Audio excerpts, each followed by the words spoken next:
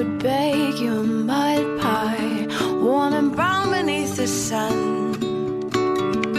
Never learned to climb a tree, but I would try, just to show you what I'd done. Oh, what I wouldn't do if I had you, babe. I had you. Oh, what I wouldn't do if I had you, babe.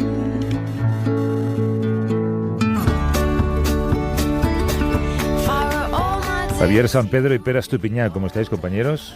Muy bien. Perfectamente. En la misma mesa, por cierto, cada uno con su silla. Sí, señor. Sí. Somos un grupo muy unido. Habiendo fumado poco, porque Javier, esto es una cosa que sabes que me defrauda mucho de ti, pero un científico que fuma es una contradicción en sí misma. Qué lástima no ver la cara que está Sí, poniendo. pobrecillo, me está dando pena. Bueno, solo me he fumado un cigarrillo hoy, lo cual es, para mis estándares es todo un logro. Sí, sí, pero bueno, oye, mejor 0 que 1. Mejor cero que no, eso Sí, está sí, claro. sí, Con el puede tabaco ser. a muerte, queridos amigos. Oye, una cosa que quería comentar con vosotros, porque esta mañana, eso de las 8 y pico, estaba en el programa Manuel Toaria, explicándonos un poco las razones científicas para estas olas de frío que de repente hacen que en Chicago estuvieran, Sí. creo que hasta 25 grados bajo cero, algo, ¿no? Y él obviamente no niega el cambio climático, pero sí cuestiona el calendario que muchos anticipan del cambio climático, que es Sí. un poco lo mismo que le pasó a Al Gore, ¿no? Muchas de las cosas que Al Gore decía que iban a pasar ya deberían haber pasado y todavía no han pasado, lo cual no significa que no estén pasando, digamos. Claro. ¿No? A mí me gustaría, porque mucha gente le ha puesto verde diciendo es un negacionista. Yo de las palabras que ha expresado no deduzco que sea un negacionista, sino que cuestiona el calendario, ¿no? Bueno, es que el futuro es impredecible. El pasado sí que sabemos y podemos hacer unos registros históricos y ver que realmente el cambio climático es cierto, en el sentido de que el clima está cambiando de una manera más rápida en las últimas décadas de lo que ha cambiado en el pasado. Está claro, después de muchas dudas, ahora sí que está claro que es por culpa de los combustibles fósiles, es de un aumento de CO2 en la atmósfera. Entonces, cuando se plantea si esto va a seguir así de manera exponencial y va a ser pues una crisis climática a nivel mundial y va a subir el nivel del mar y todo, bueno, es un escenario posible. También hay otros científicos que dicen, bueno, quizás la Tierra tiene mecanismos de autorregulación, es decir, todo este clima más extremo que estamos viendo en realidad es una manera de ajustarse la Tierra, y entonces las consecuencias quizás no van a ser tan graves. Y aquí ya bueno, la visión un poco individual. Yo particularmente sí que tengo miedo del cambio climático. Yo creo que sí que le tenemos que tener respeto, porque las posibles consecuencias de que sí siga creciendo a este ritmo la temperatura global con todo lo que conlleva es motivos suficientes de alerta. Pero bueno, es verdad que el futuro, bueno, no lo sabe nadie. Siempre va a haber controversias sobre el calendario concreto. De hecho, las predicciones se hacen siempre en diversos escenarios, sobre lo que podría pasar a mitad de este siglo o a finales de este siglo. Y va a haber discrepancias siempre entre unos científicos y otros. Afortunadamente, este es uno de los temas en los que tenemos una voz de consenso, una voz consensuada entre, no sé, los 3.000 mejores climatólogos del mundo, y donde digamos que las diferencias de opinión científica individual pueden al menos someterse a un consenso que sirva a los que hacen la política para tomar las medidas adecuadas. Y de todas formas las discrepancias son peligrosas, porque generan parálisis, y esto es lo que ha ocurrido en el pasado con la crisis con el fracaso de Copenhague y en otros lados. Mientras hay algún científico que diga, podría ser que no, los políticos se suelen acoger a estas posibles que no, aunque sea un 1%, para generar parálisis. Entonces yo no soy muy partidario de este debate. Digamos que es mejor la militancia, aunque sea un poco más arriesgada, ¿no? Yo creo que sí, en algún momento tienes que tomar decisiones. Nunca tomamos decisiones con el 100% de seguridad. Pero si vamos que el 90 o 95% de seguridad es que esto va a ir mal, pues tomamos la decisión ya. No nos acogemos, es que había un 5%. La militancia tiene sus riesgos también.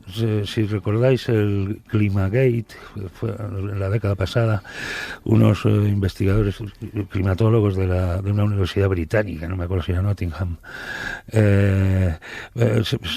se filtraron unos correos electrónicos que se habían mandado internos entre ellos, diciendo que muy bueno el truco ese para que parezca que la temperatura en China ha subido más y tal, y se lió una polémica muy fuerte y de consecuencias desastrosas para la promoción de las políticas de reducción de emisiones. La militancia tiene sus riesgos. La ciencia no puede ser militancia nunca. Quienes tienen que ser militantes son, otros grupos ecologistas o incluso partidos políticos, pero el científico no puede ser un militante, no está en su naturaleza. Es una ciencia exacta, la ciencia, ¿no?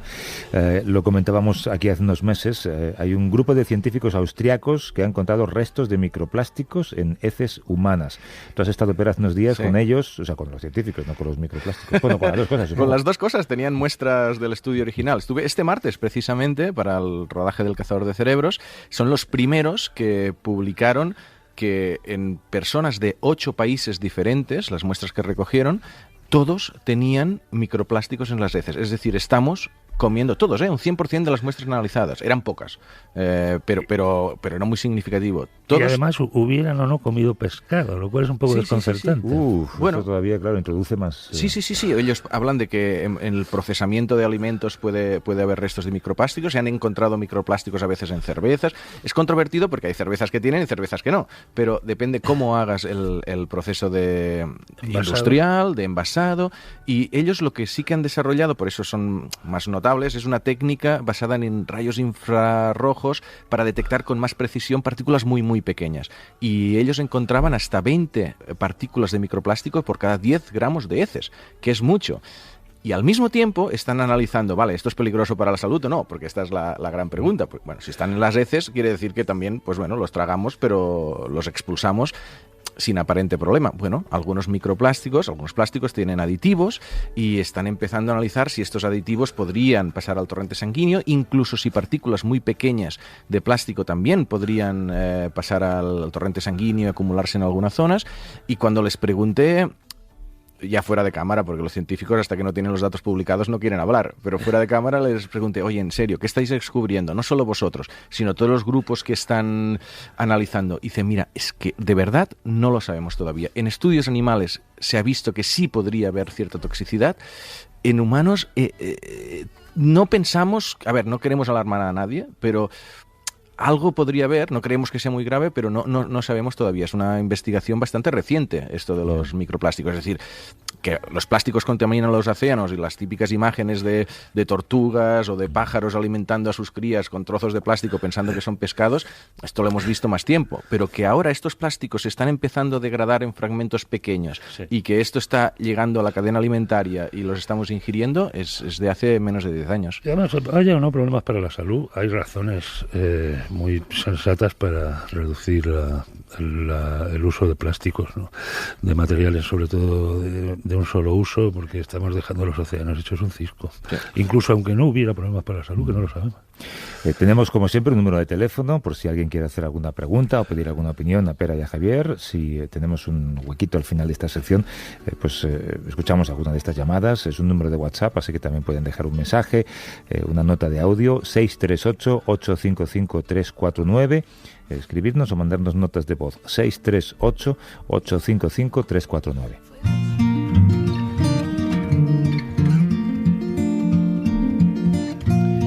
Un informe de la Organización Mundial de la Salud, según el cual 9 de cada 10 personas en el mundo respiran aire contaminado. Y el último informe de la Agencia Europea de Medio Ambiente confirma que la emisión de gases de los vehículos sigue siendo una de las principales causas de esa contaminación, lo cual lo sabemos muy bien los que nos movemos por Madrid y vemos esa mancha grisácea tan horrorosa muchos días. La voy. Los coches eléctricos en principio se plantean como la gran solución. Lo que no está del todo claro es que sea la solución definitiva, porque hay muchas cuestiones muy interesantes. La primera es que dependen de baterías que quizá también tengan elementos de toxicidad. Claro, cuando hablamos de contaminación hay dos grandes ramas, ¿no? La que comentábamos antes del CO2, que es no dañino para las personas, pero sí para el cambio climático, y en este sentido depende de dónde venga la electricidad que utilice el coche eléctrico, pues sí que será una muy considerable reducción de emisiones, y eso será positivo, yo creo que sin duda. La otra es las partículas que emiten los tubos de escape y los óxidos de nitrógeno, que esto en las ciudades sí que son un problema muy considerable, pero como tú decías, la propia fabricación del coche eléctrico, las baterías y creo que otros componentes, indirectamente sí que contaminan.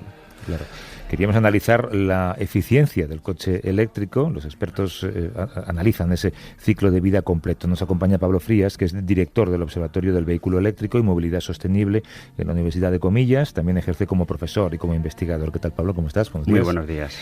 Lo primero, a ver, explícanos un poco de qué materiales se componen, cuál es el proceso de fabricación de una batería.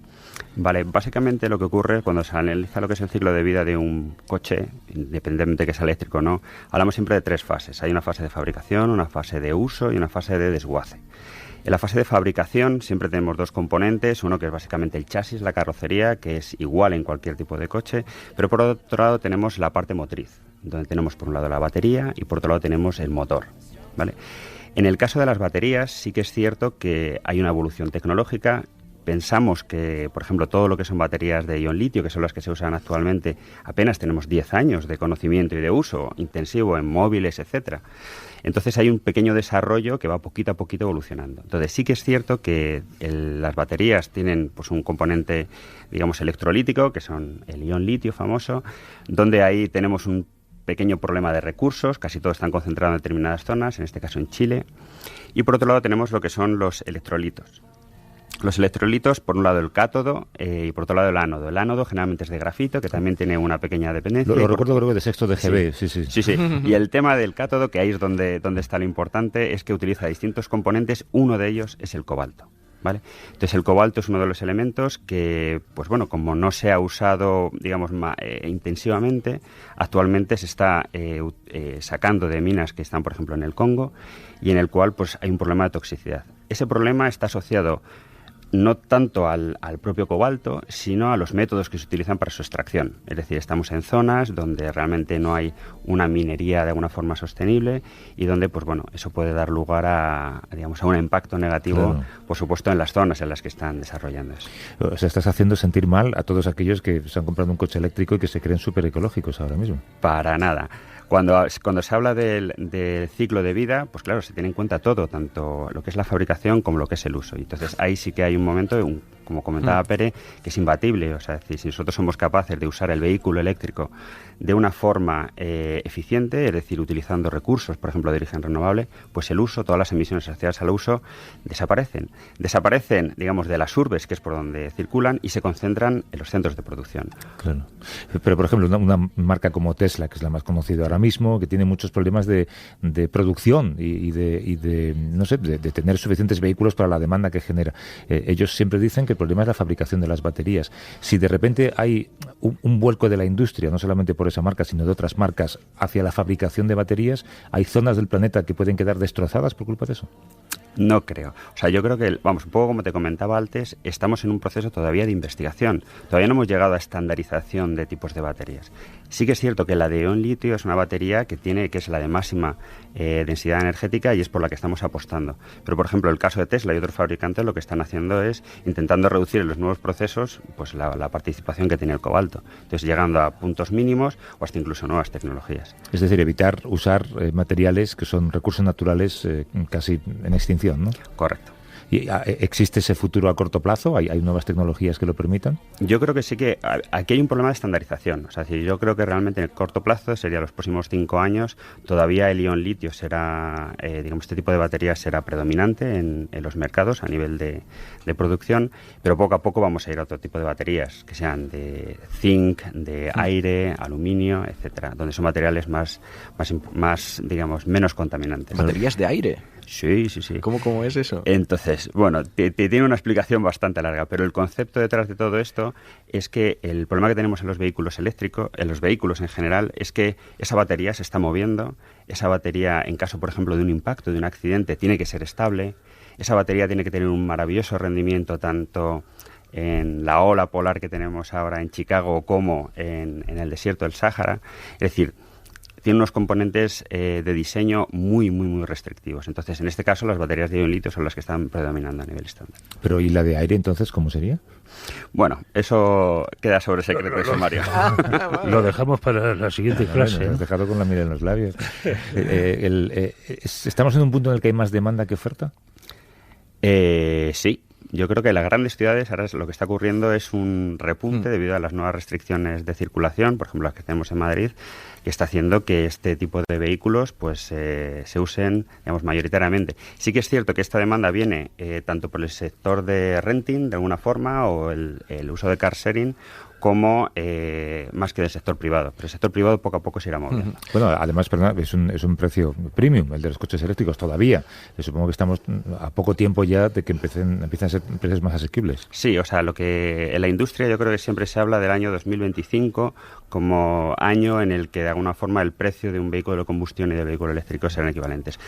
Que es muy dependiente precisamente el precio de este material, por ejemplo, de las baterías y en concreto del cobalto. O sea, que va todo muy relacionado. No, la transición de coches de gasolina a coches eléctricos es muy interesante porque implica muchas cosas, ¿no? Sí. Tienes que poner muchos puntos de recarga, tienes que cambiar un poco. También te planteas, o sea, la red eléctrica soportará toda esta demanda, lo que decíamos antes, si incrementa mucho, ¿de dónde viene toda esta electricidad? ¿Vendrá de fuentes renovables o no?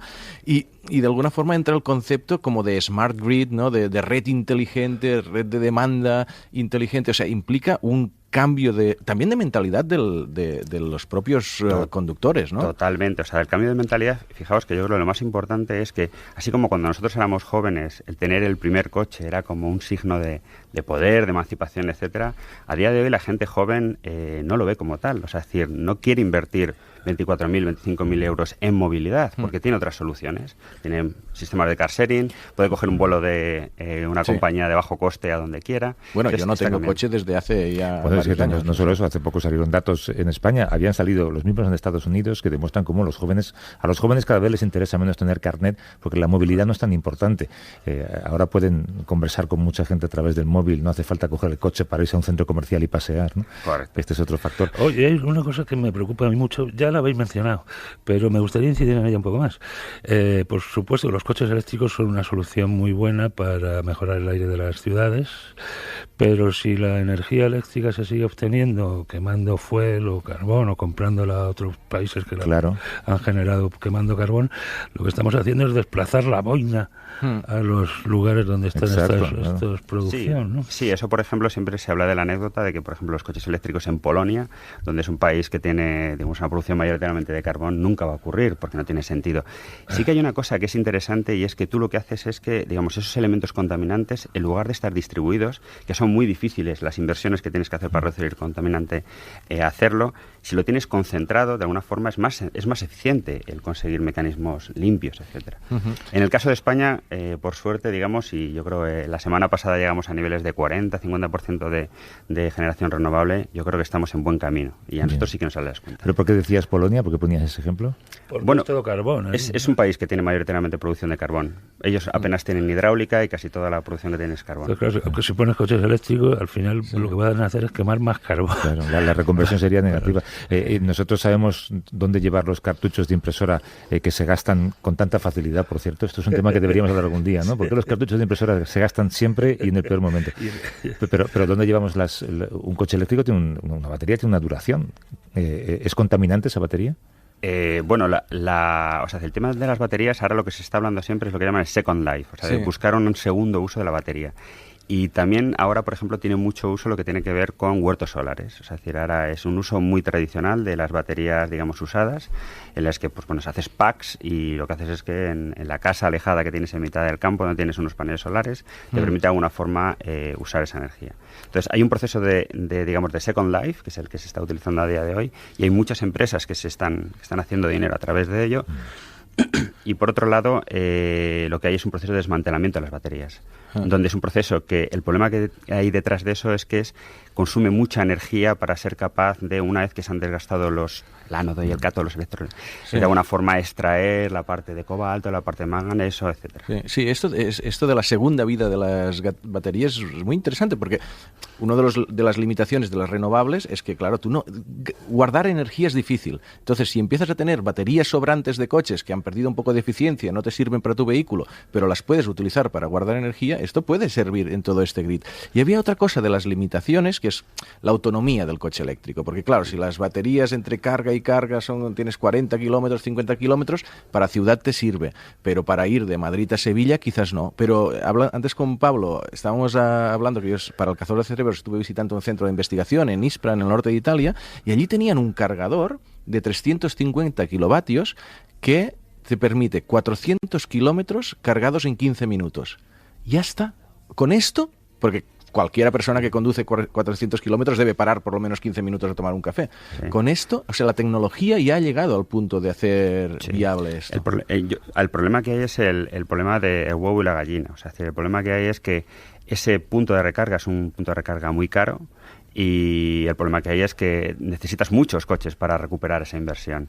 Y los coches, a su vez, no se venden porque no hay puntos de recarga. Entonces, ahí hay una dinámica que bueno, es decir, que hay que ir a través de centros de investigación o las propias compañías eléctricas, las que de alguna forma invierten esos puntos de recargas y rompen ese círculo vicioso. Pero la sensación de que la tecnología ya está preparada, sí. Eso sí.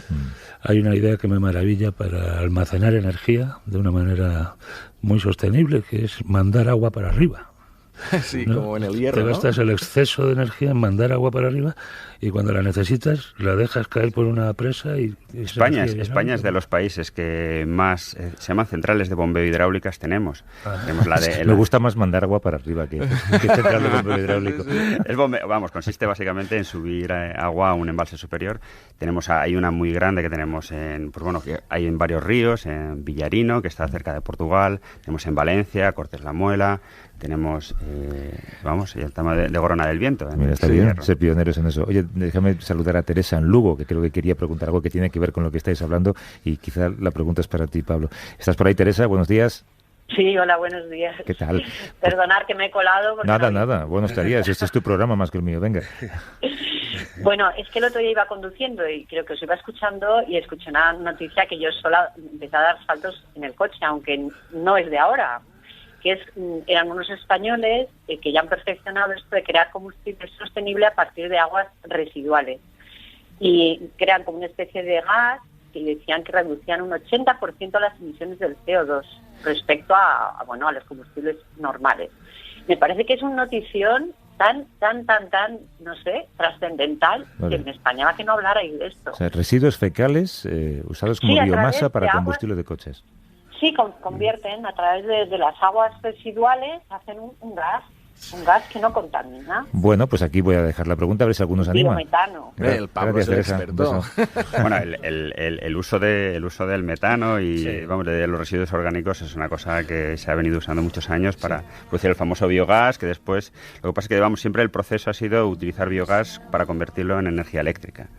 Para combustión, no me acuerdo en qué ciudad hay algunos autobuses ya, prototipos que se alimentan con metano obtenido de estas fermentaciones. ¿Sí? ¿Y qué? No sé si nos da tiempo para un tema así, pero ¿qué resistencias hay a toda esta transición? Es decir, imagino que los fabricantes de coches, cuando dices, no, es que el coche va a ser compartido, no hace falta que cada persona tenga un coche, pues muy contentos con esto no deben estar. No. Y la industria petrolera... subvenciones no va a dar. Mucho dinero tiene en esto como para...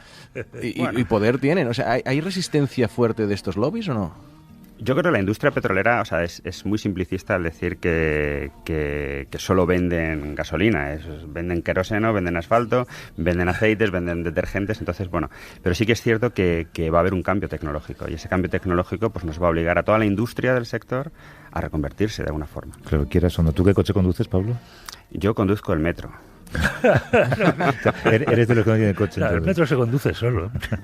Pablo Frías, que es director del Observatorio del Vehículo Eléctrico y Movilidad Sostenible en la Universidad de Comillas, ejerce allí como profesor e investigador y tiene entre manos algo que tiene que ver con el aire, pero no nos lo ha querido contar porque es secreto sumarial. Gracias, Pablo, un abrazo. Muchas gracias a vosotros. Hay una pregunta rapidísima, me parece, por teléfono, a ver si podemos todavía. Rosa de Huesca, ¿estás por ahí, Rosa? Buenos días. Sí, hola, buenos días. Hola, buenos días, Javier. Adelante. Sí. Bueno, realmente la duda es que creo que es que no, pero bueno, lo pregunto porque yo lo hago y así me quedaré más tranquila. Es que yo reutilizo las botellas de plástico con agua. Vale. Los meto en la nevera, la mayoría de ellos, pero ya tengo un montón y es que estaba pensando, no sé, creo que no los voy a reutilizar. Ay, por lo de los microplásticos. Ah, vale. Bueno, no solo por los microplásticos, por las transferencias que sé que puede haber entre los botellines y el agua. Bueno, es que yo los utilizo mucho. Ya, vale, Rosa, gracias, un beso. No puedo dar una respuesta tan rápida, ¿no? Además no lo sé, pero nos comprometemos a responderla. El domingo que viene, a las 10:30, la solución. Pero es tu piña, Javier San Pedro, gracias. Hasta luego.